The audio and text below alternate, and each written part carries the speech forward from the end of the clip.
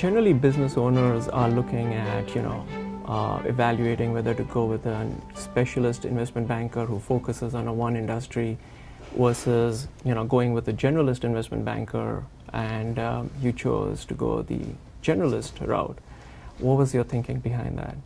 I actually really wanted the generalist because I didn't want the advisor to have any preconceived notions of who was best or any existing relationships in which the buying partner might have more influence than I did. So I think that was the primary reason why I thought going with the generalist made more sense, because you would come in with almost a naive picture of the landscape in a very positive way. If you go with a specialized company, you have a potential for conflict of interest.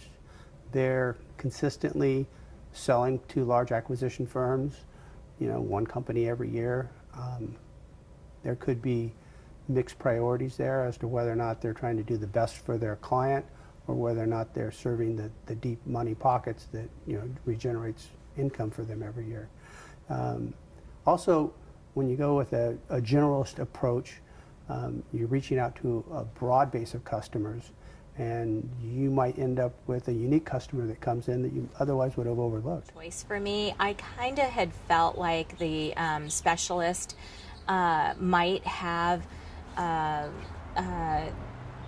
buyers that were interested in us, that maybe they had represented previously, and that there could be potential conflicts of interest. And so I felt the general was, I felt it was more appropriate for us. I felt like my company could be sold to also an array of different companies. And so, so that was kind of key also. We had over 200 customers that we targeted as potential acquirers. And as I recall, you guys were able to reach 90% of them. It's pretty good batting average, and I don't think a specialist would have even achieved that.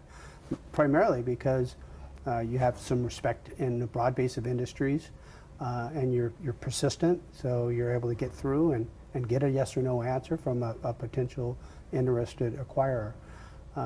So it really worked to our advantage to go with a generalist firm over an inside industry expert. And also, I didn't necessarily want to sell to someone in our industry because I was worried about them backing out and then knowing some of our secret sauce and stuff like that. So, so I thought the general was definitely better for us.